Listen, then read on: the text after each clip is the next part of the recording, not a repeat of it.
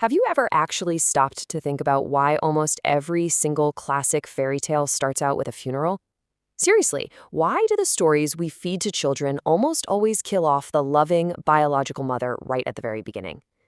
It's a pretty dark truth hiding in plain sight, and honestly, it sets the stage for absolutely everything that follows. Welcome to this explainer, the Motherhood Mystery, Angels, Monsters, and Fairy Tales. Today, we're going to decode some major psychological and patriarchal secrets embedded in legendary tales like Cinderella and Rapunzel. We'll trace the whole fascinating evolution of motherhood, from ancient survival instincts to modern self-sufficiency. We've got a lot of incredible ground to cover, so let's just get right into it. Act 1. Ancient Roots and Global Myths. Okay, let's dive into this, because to really understand these stories, we have to realize they are definitely not just modern inventions. That core story of a mistreated girl, a super cruel stepmother, and magical footwear, it actually spans thousands of years and crosses the entire globe. Long before the Brothers Grimm or Charles Perrault ever penned their famous versions, we had the tale of Rhodopis in ancient Egypt from the 1st century BCE, where an eagle literally drops a sandal into a pharaoh's lap. Then you've got the 7th century Persian tale of Mar-Pishani and the Chinese story of Ye San from 850 CE, which features a magical wish-granting fish. It turns out this narrative is a deeply universal human blueprint. But to really get these ancient stories, we have to look at them through an ancient lens. Back in these eras, the end goal of these tales wasn't about finding a modern, swoon-worthy romantic love match. No way. Marriage was a strict social contract. It was a political alliance completely necessary for sheer survival in societies ruled entirely by senior males. For the mothers of these eras, the goal was preparing their daughters to literally survive, not find romance.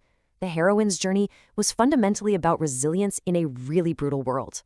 Act 2. A Psychological Necessity. Which brings us to a super compelling question. Why do we universally need the villain to be a wicked stepmother? Historically speaking, stepmother might just be the absolute worst PR job in all of literature. But according to groundbreaking Jungian psychoanalysis and researchers like Bruno Bettelheim, she isn't just your basic run-of-the-mill villain. Now, what's really interesting about this research is that she's actually a psychologically necessary trigger for a child's ego development. To understand why, we have to learn this term, participation mystique. It sounds fancy, but it basically describes a state of psychological infancy, that warm, complete fusion between a child and their nurturing mother. But here is the really harsh truth of human development. That cozy state absolutely has to be ruptured. The nurturing biological mother must symbolically die in the story, so the child is forced out of the nest to face the cold, hard realities of the world. So, how does this actually play out? First, the good mother dies. But a young child's ego just isn't strong enough to handle the idea that their own mother can be both loving and strict. So, the psyche performs a neat little trick. It projects all those negative, frustrating disciplinary feelings onto a substitute. Enter step 2. The shadow arrives, perfectly embodied by the wicked stepmother. This preserves the kid's idealized image of their real mom, while step 3 forces them to adapt, face some real adversity, and finally develop their own independent identity. There's this fantastic quote that sums it up perfectly. She does not block the road to selfhood, she is the road.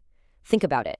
Without the stepmother's cruelty, without her making Cinderella sort lentils out of the ashes, the protagonist has zero friction. And without friction, there's no growth. Without growth, there is no hero.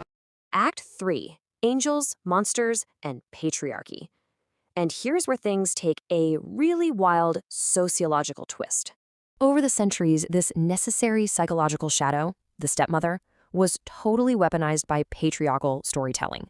These narratives stripped women of their natural complexity by forcing them into a really strict, inescapable binary. On one side, you have the angel, who is expected to be passive, obedient, beautiful, and endlessly submissive. On the other side, any woman who steps outside those bounds is instantly labeled the monster.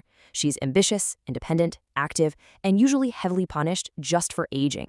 Take Rapunzel, for example. She is framed as the ultimate angel.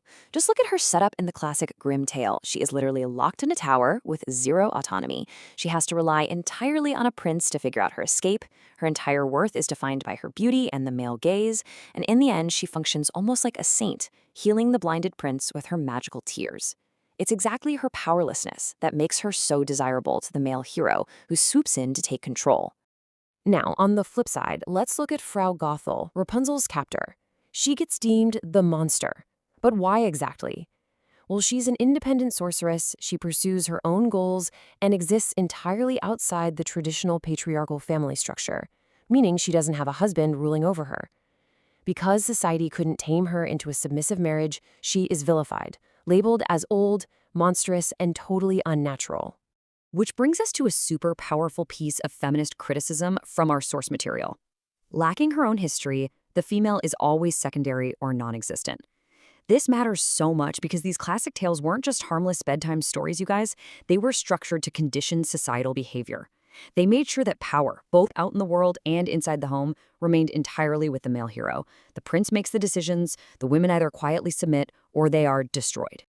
Act 4, rewriting the narrative. Let's move to the present day and see how modern storytelling is finally starting to reject this restrictive binary. Just look at how the narrative is being rewritten right now. The 2021 live-action adaptation of Cinderella presents a massive departure from the old Charles Perrault or Disney 1950s baseline. We aren't just seeing a modernized heroine, we're seeing a fundamental shift in how female figures and future mothers are portrayed. They're refusing to just passively wait around to be saved by male authority. Let's trace her new path, because it's awesome. First, she actively refutes her stepmother's demand to secure wealth through a traditional marriage. Second, she escapes the life assigned to her. And third, and this is a real game changer, she actually turns down the prince's initial proposal. Why? Because she wants to pursue her career and open her own dress store. She actively fights the societal rule that dictates only men can have careers, choosing her ambition over immediate royal salvation. What we are witnessing on screen now is the total transcending of those ancient archetypes. Modern storytelling and its vision of modern motherhood is finally ditching that patriarchal angel versus monster binary to foster true self-sufficiency. Women are allowed to be ambitious, they can be flawed, and they can be completely self-sufficient. They don't need to be placed on a pedestal as a flawless angel, and they sure don't need to be burned at the stake as a wicked monster. They're finally allowed to be the active architects of their own lives. So, what does this all mean for us today? Here's a question to chew on as we wrap up this explainer. We've traced these stories from ancient Egypt all the way to modern cinemas. But looking at the media we consume right now, who still gets to decide if a woman is an angel or a monster in today's stories? Take a second to think about your own favorite movies and books. Are we truly past the binary, or are we just dressing it up in new clothes? Keep questioning the narrative and keep exploring. Thanks for joining me.